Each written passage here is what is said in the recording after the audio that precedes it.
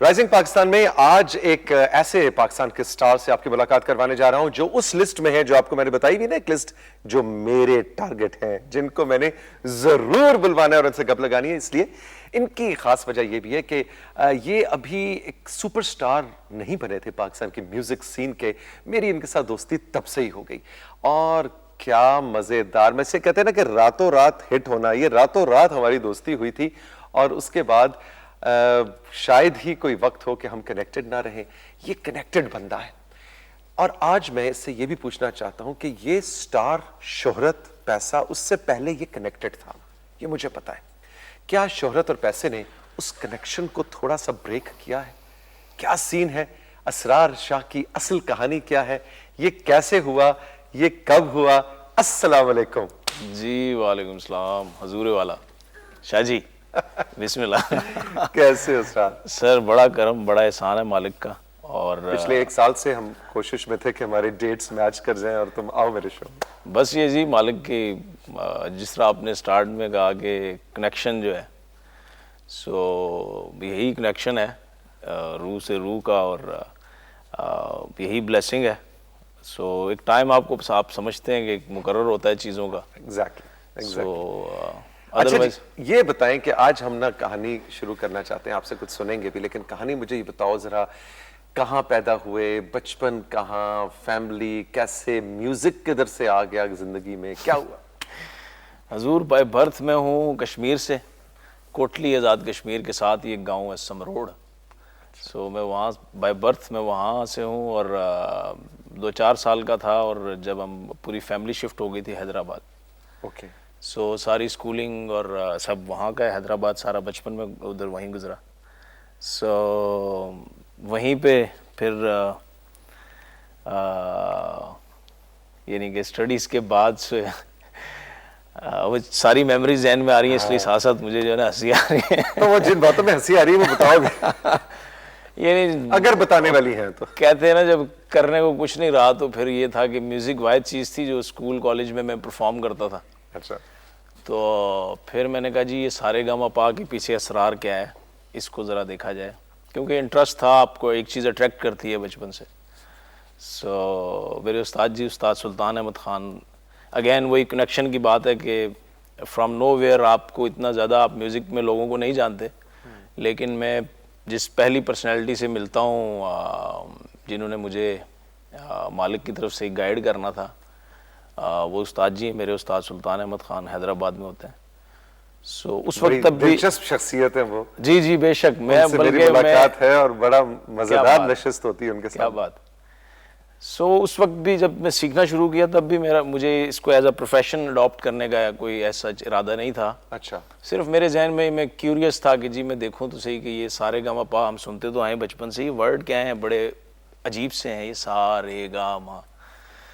सो ये जो है तजस्सुस मुझे ले गया उस्ताद जी के पास और फिर उन्होंने आगे गाइड किया, हर लिहाज से मुझे जो है वो मेरी बड़ी रहनुमाई की। सो पढ़ाई भी साथ होती थी या फारिग वक्त में ऐसे ही? नहीं, मैंने जब मैं म्यूज़िक में आया हूँ तो पढ़ाई से समझ लें मैंने बस बुक्स वगैरह साइड पे रख दी थी। और उससे पहले क्योंकि आर्मी में जाने का शौक़ था तो मैंने जब इंटर किया है, जो ISS भी होता है, कमीशन अप्लाई होता है, वो अटेम्प्ट किया 2 दफ़ा। सबसे ज़्यादा मुझे शौक़ फौज में जाने का था। सो लेकिन वो नहीं हो सका तो फिर वो उसके बाद मर के ग्रेजुएशन की, आगे एडमिशन लिया, लेकिन उस तरह से फिर उसको कैरी नहीं कर सका क्योंकि वो साथ वो जो है बिल्कुल स्टडीज से दिल जो है वो उठ गया हुआ था और म्यूजिक शुरू हो चुका। इसका म्यूजिक का फिर चस्का ऐसा पड़ गया था, वर्ड चस्का जो है, कि मैं साथ जॉब करता था और वहीं हैदराबाद में। ओके। तो साथ साथ में बस शाम में जॉब से जैसे फ्री हुए तो दिल करता था कि बस उड़ के पहुंच जाएं उस्ताद जी के पास और उनसे फिर जो चीज़ें वो उनका हर तरह से, जिस तरह एक होता है ना बच्चे को उसके जहन में सवाल आते हैं मुख्तलिफ, जैसे जैसे वो बड़ा हो रहा होता है, दीन, दुनिया, मार्फत, म्यूज़िक, साइंस, सोशल, ये सारे मामलात। तो वो उस्ताद जी ने मुझे हर लिहाज से बड़ा गाइड किया। तो फिर मैं इसी का होके रह गया कि मुझे इसमें सुकून मिलता था, मज़ा आता था। थोड़ी सी इसके अंदर भी ना एक पुर असरारियत है म्यूज़िक के अंदर भी। ये कुछ चीज़ें शायद आपकी बरकत से अदा हो रही हैं मेरे से, लेकिन ये मुझे आज रीज़न थोड़े थोड़े मिल रहे हैं ये बातें आपसे एक शेयर करते हुए कि एक्चुअल वजह क्या बनी। सो वो जो पुरअसरारियत है म्यूज़िक की, वही मेरे क्वेश्चन भी इसी किस्म के थे। मुझे लगता है हर यंगस्टर के होते हैं।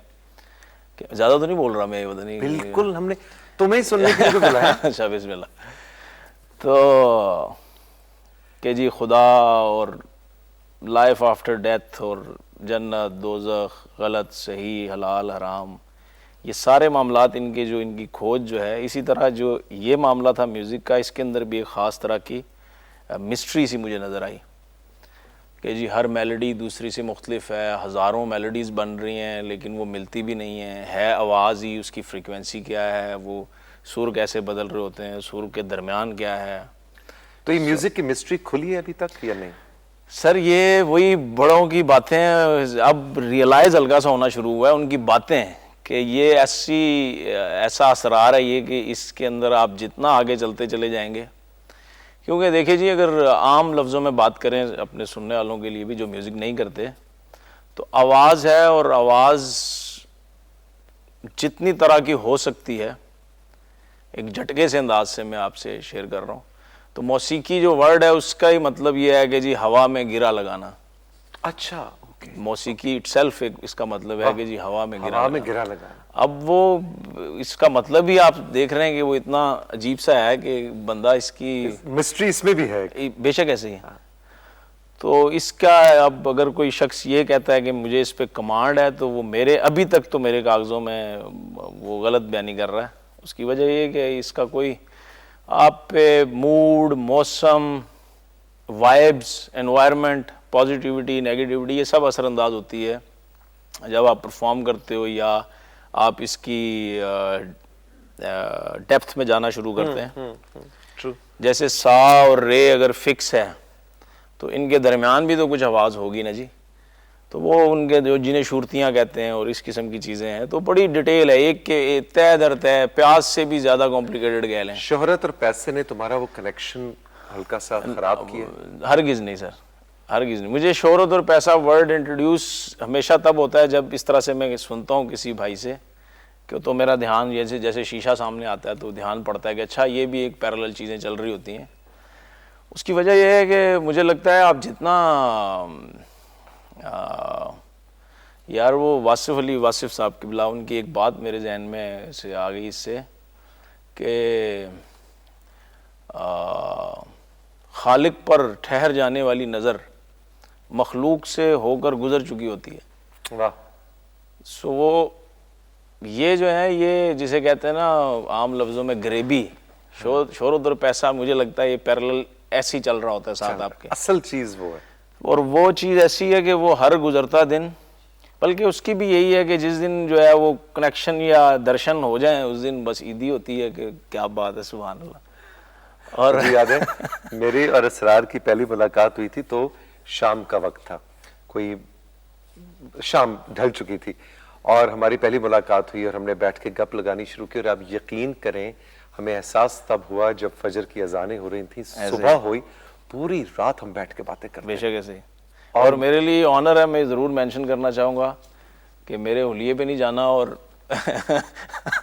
इनकी जो स्मार्टनेस है और माशाल्लाह मालिक आपको इस पे भी नहीं जाना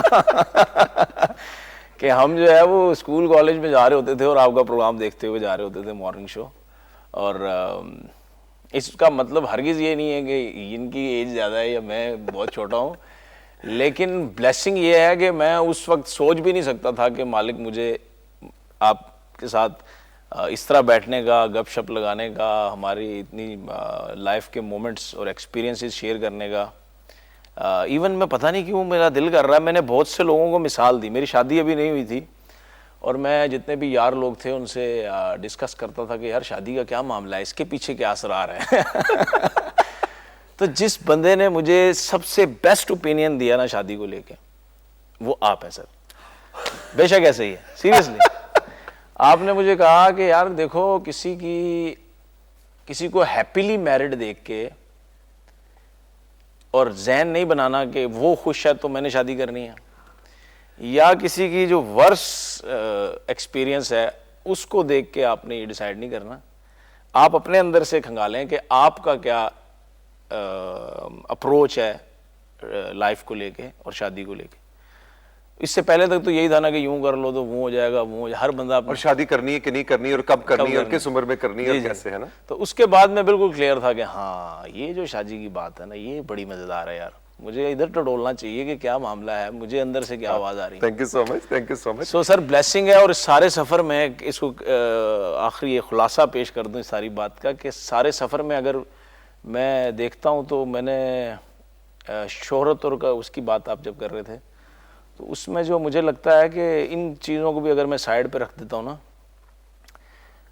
जो मैंने अचीव किया है अगर इस हिसाब से कहें जो देखने वालों के लिए, वो यही है कि एक बच्चा जो स्कूल कॉलेज जा रहा है और एक टीवी पे एक पर्सनैलिटी को देख रहा है और एक सफ़र में से गुजर के मालिक उनके साथ अच्छे लोग, अच्छे सोच रखने वाले, जिनका जो इन्फ्लुएंस करते हैं लोगों को, जो एक्सपोजर जिनका है, जिनके पास एक्सपीरियंस है, सो उनके साथ अगर आपको इस तरह से मालिक गपशप करने का और बड़े प्यार से और बड़ा एक इस तरह का रिलेशन डेवलप हो जाता है तो ये मुझे लगता है कामयाबी है sir. Thank you very much.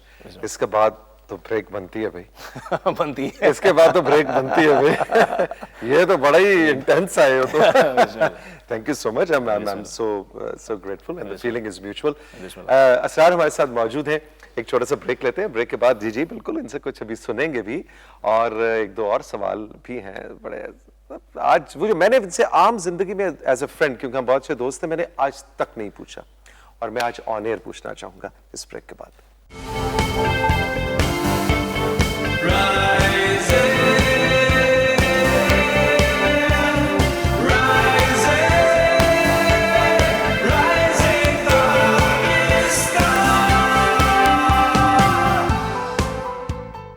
Welcome back to rising Pakistan. Asrar Shah आज हमारे साथ मौजूद हैं। अच्छा असरार, ये बताएं कि जो आपके पेरेंट्स है उसको देख के मेरे जहन में जो सवाल आज तक मैंने आपसे नहीं पूछा कि कभी हेयर कट कराई, कभी क्लीन शेव की? सर शुरू में तो करता था, शुरू में जब बल्कि जब बंदा बड़ा हो रहा था तो उसका सबसे पहला मुझे लगता है जब उसका ध्यान पड़ता है कि यार मूछें आ रही हैं और ये, तो उसका यही जल्द से जल्द मैं शेव करूं, जरा कोई पता लगे मैं कोई बड़ा हो गया। हाँ जरा अब मैं बच्चा नहीं रहा। तो उस वक्त मैंने की स्टार्ट में, और सच पूछें तो मेरे बड़े भाई हैं उनकी दाढ़ी थी और मैं सोचता था यार ये कैसे कैरी करता है, और बड़ा टफ जॉब है ये। सो मेरे जहन में नहीं था कि मैंने कभी इस तरह से कैरी करना है। लेकिन फिर मैं जब लाहौर आया, और लाहौर में ये वो पीरियड था जब मुझे मतलब लाहौर मेरे लिए बिल्कुल नया था और मुझे नहीं आइडिया था कि मैंने किससे मिलना है, क्या करना है, किस तरह से चलना है। लाहौर आए क्यों थे? वैसे ही म्यूजिक के लिए या? जी असल में मैं जब उस्ताद जी के पास था तो फिर मेरे फादर और मदर का ये ख्याल था, उनकी एज काफ़ी हो गई थी, बीमार भी रहने लगे थे, तो उनके जहन में था कि हमें जो है वो अपना टाइम अब अपने आबाई घर में कश्मीर में गुजारना है। तो फैमिली फिर पूरी शिफ्ट हो गई कश्मीर। अच्छा। मैं और एक भाई थे वो जॉब करते थे हैदराबाद में, जॉब कर रहे थे और साथ में म्यूज़िक में कर रहा था।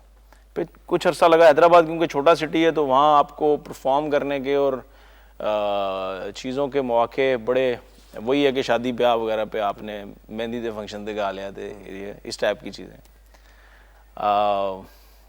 तो फिर एक टाइम आया, उस्ताद जी से मैंने डिस्कस किया कि यार मैं जाना चाह रहा हूँ, मूव करना चाह रहा हूँ या कराची या लाहौर, तो आप सजेस्ट करें क्या? तो उन दिनों कराची के मामलात थोड़े से वो स्ट्रीट क्राइम्स और ये चीज़ें चल रही थी। मैं गया भी लेकिन मुझे वो लाइफ थोड़ी सी पीस नज़र नहीं आया, थोड़ा सा भागम भाग फास्ट और थोड़ा सा मसले मसाइल थे। सो लाहौर में मेरे एक भाई होते थे मुझसे बड़े, शहजाद शाह। तो साजी से मैंने सारी डिटेल बताई तो उन्होंने कहा एक काम कर, तू ना लाहौर चला जा। तो उनसे बस इजाज़त लेके लाहौर आ गया मैं। उसमें यही था कि आगे तो ये फिर लाहौर आगे फिर ये है कि स्टूडियो में पड़े रहते थे और कोई महीनों शेव वेव करानी नहीं। तो पहला वीडियो अचानक से एक प्रोग्राम बना, पहला वीडियो करने का हमारा 2011 में। तो उस वक्त मेरी शेव काफ़ी बढ़ी हुई थी, तो मुझे वो डायरेक्टर बॉय और साथ में जो मेरे यार लोग हैं उन्होंने कहा यार ऐसे ही करना है, ये गेटअप ठीक है तेरा। मैंने कहा बस ठीक है करते हैं इसमें। तो पहली वीडियो इसी हुलिये में शूट हो गई, बस फिर कंटिन्यू कैरी हो गया इसी को इसी तरह अब कंटिन्यूटी है। कंटिन्यूटी अब ये कंटिन्यूटी सो ये कोई इस तरह से प्री प्लान नहीं है या सोच के नहीं है कि ये गेटअप होगा तो इस तरह से होगा, लेकिन बस ये बनते बनते। अच्छा जी, कुछ इनायत हो, कुछ सुनाइए क्या ऐसे ही बस एनीथिंग। इसी हुलिये और स्टोरी को लेके वो ये था कि इसको मैं अपनी स्टोरी ही समझता हूँ, एक सॉन्ग नहीं समझता, वो मैं शेयर करता हूँ एज अ फॉन्ट। इसका जो लिरिक्स हैं वो आपसे बस शेयर करने हैं।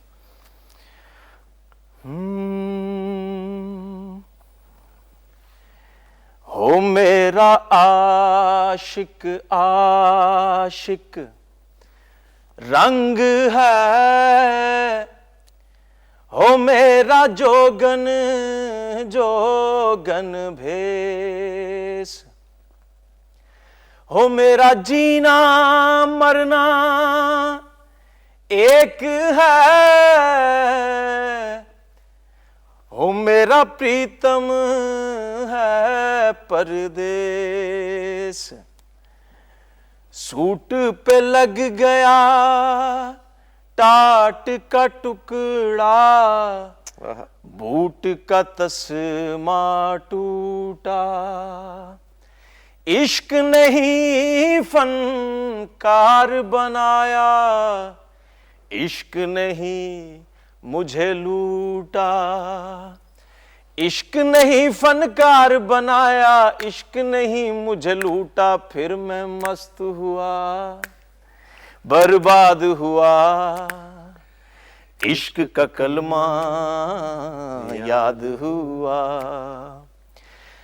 मन में बसी लूबान की खुशबू इतर वितर सब भूला, जात अकीदा राख हो गए, इश्क का जल गया चूल्हा, टोपी उतरी तस्बीह टूटी, ढोल पे रक्स हुआ, इश्क मेरा तावीज बन गया, दिल पे नक्श हुआ, मुझ पे लग गई तोहमत शोहमत, मैं बदनाम हुआ, जिसे आप शोहरत कह रहे थे, मैं बदनाम हुआ, गाना बजाना नचना नचाना मेरा काम हुआ, गाना बजाना नचना नचाना मेरा काम हुआ, फिर मैं मस्त हुआ बर्बाद हुआ। फिर ये मामला हुआ जी के रिश्ते नाते दूर हो गए, फैन बन गए लाखों, दुनिया मेरे पीछे और मैं इश्क के पीछे भागूं, इश्क ही तकिया इश्क पलंग है, इश्क है मेरा बिस्तर, इश्क ही ओढ़ूं इश्क ही पहनूं, इश्क है मेरी चादर, अक्लों वाले मारे ताने ये तो दीवाना है, मैं तो आशिक हूँ यारो मुझे डूब के जाना। वो आपने सुना हो ना मिसरा के, ये इश्क नहीं आसान बस इतना समझ लीजिए, एक आग का दरिया है और डूब के जाना है। तो मैं तो आशिक हूँ यारो मुझे डूब के जाना है, क्या मैं तो आशिक हूँ लोगों मुझे डूब के जाना है, कि मैं तो मस्त हुआ। क्या बात, क्या बात। अच्छा, ये सारी शायरी लिरिक्स असरार शाह के हैं हुजूर? मैं मिक्स काम चल रहा है, कोई और भी इधर से कोई लाइन पकड़ी उधर से? असल में ये सरजद मुझसे ना बचपन से हो रहे हैं। वाह। और मैं इस मामले में इसको लिव कर रहा हूँ मोमेंट्स को कि ये कहाँ से आता है मामला। सो एक टाइम आया और अभी भी मैं सम टाइम इस मामले में रहता हूँ कि बंदा क्रेडिट किस तरह ले कि इसमें कोई, मुझे नहीं लगता, मुझे कुछ ये याद नहीं है।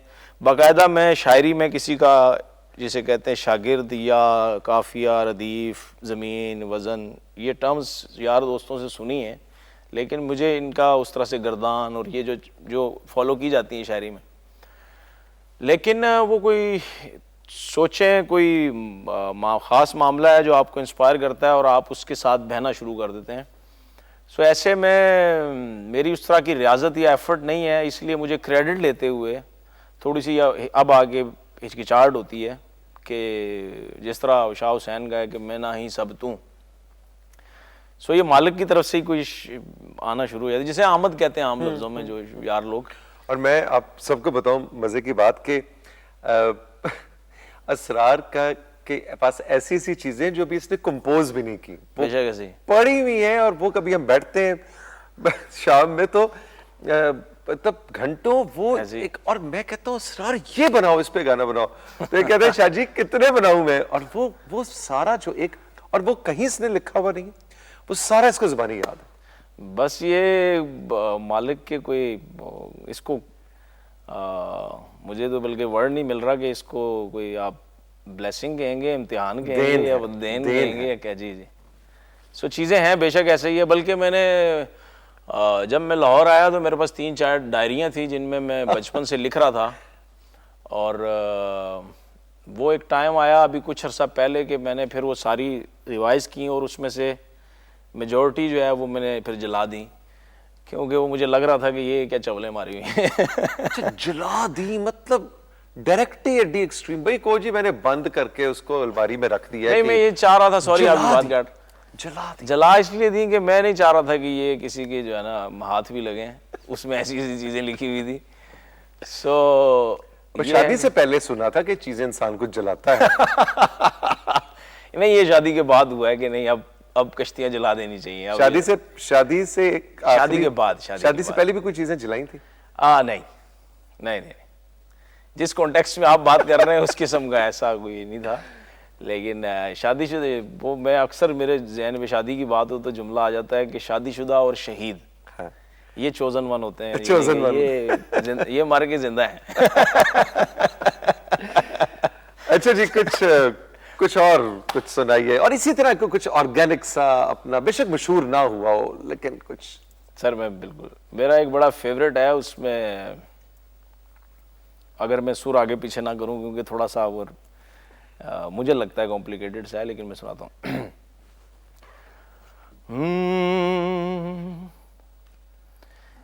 जी मालक तेरा आदम जीवे जीवे इब्राहिम, जी मालक तेरा आदम जीवे जीवे इब्राहिम, मूसा जीवे ईसा जीवे जम जम जीवे मीम, जी मालक तेरा आदम जीवे जीवे इब्राहिम, जी मालक तेरा आदम जीवे जीवे इब्राहिम, मूसा जीवे ईसा जीवे जम जम जीवे मीम, जी मालक तेरा आदम जीवे जीवे इब्राहिम। सुभान अल्लाह।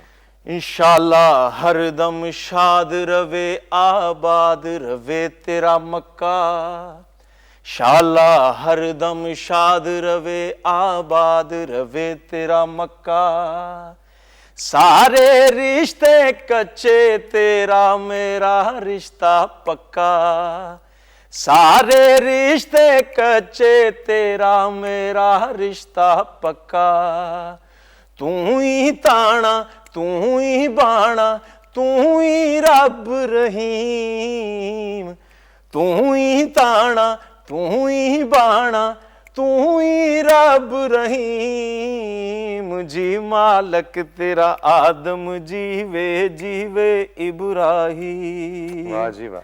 और एक मैं ज़रूर ये शेयर करना चाहूँगा, कुछ यार लोगों का ये भी ख्याल होता है कि मालिक है तो किथे है, और है तो सामने क्यों नहीं आता, या सामने आ जाए तो आएगा तो मान लेंगे। तो उस कॉन्टेक्स्ट में इसका जो दूसरा अंतरा था,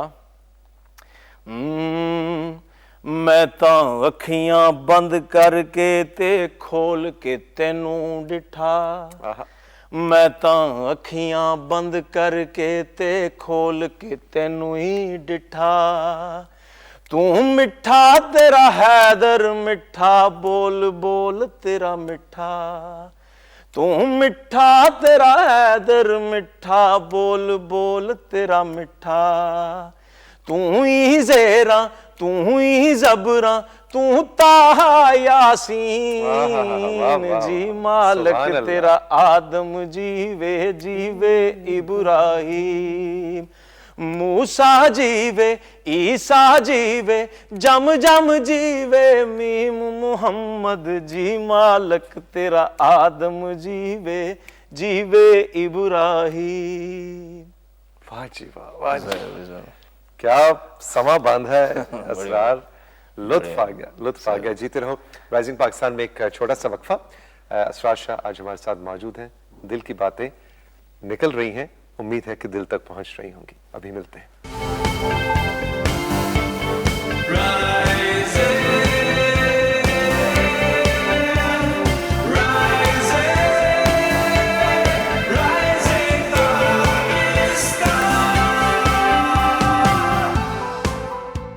एक बार फिर आपको खुशामदीद कहेंगे हम राइजिंग पाकिस्तान के सेट्स पे। असरार शाह आज हमारे साथ मौजूद हैं।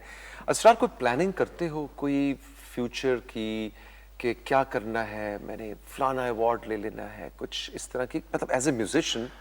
ले जी, शादी के पहले तक प्लानिंग नहीं करता था। अच्छा।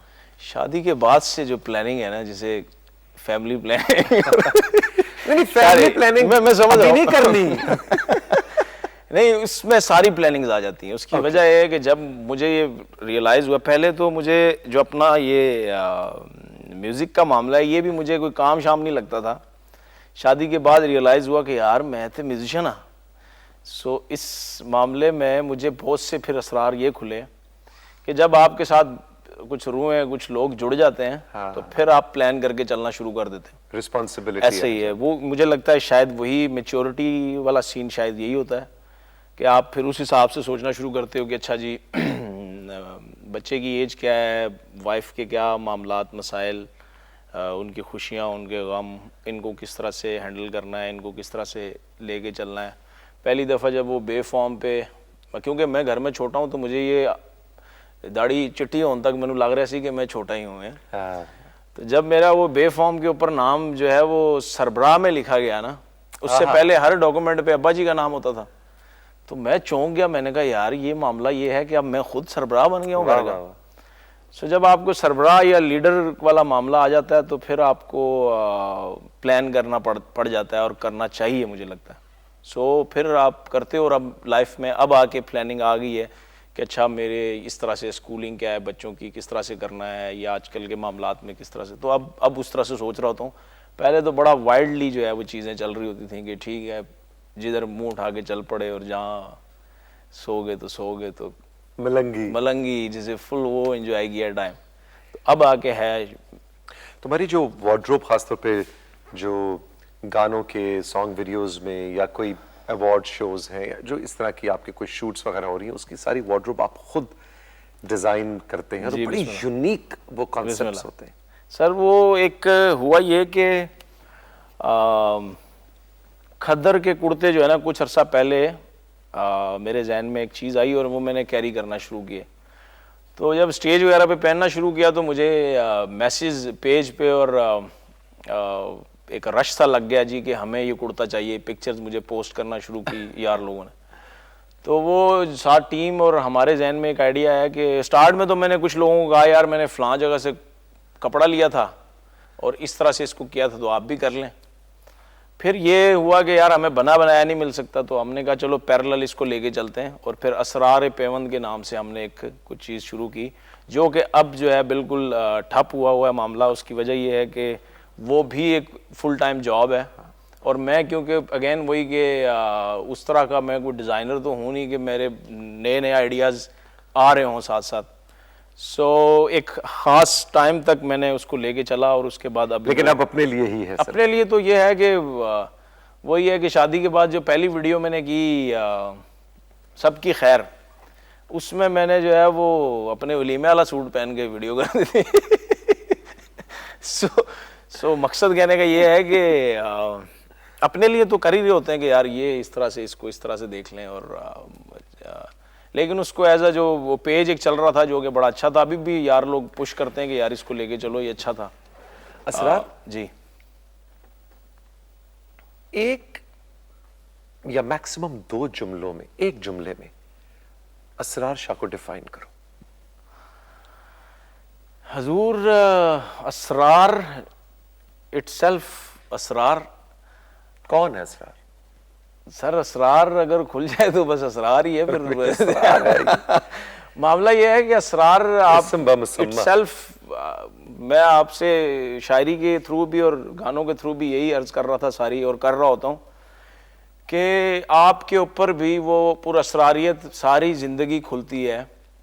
इवन जिन चीज़ों पे आपका नाम लग रहा होता है ना कि यार ये फलान असरार ने लिखा है या असरार ने कंपोज किया है, उसके मीनिंग भी पूरी ज़िंदगी नित नए मीनिंग हालांकि आपने खुद क्रिएट की। एग्जैक्टली, यानी आपको उसने, उस शायरी ने, उस आइडिया ने इंस्पायर किया होता है, आप पे उसकी आमद हुई होती है, लेकिन स्टिल वो उसकी बिल्कुल इसी तरह जो नाम असरार या इसरार एज अ पर्सन या कुछ भी आप कह लें, उसकी जो जो जो उसका कनेक्शन और जो मामला है जिसकी तरफ से वो इंस्पायर किया जा रहा है, वो तो एक लामहदूदियत है उसमें।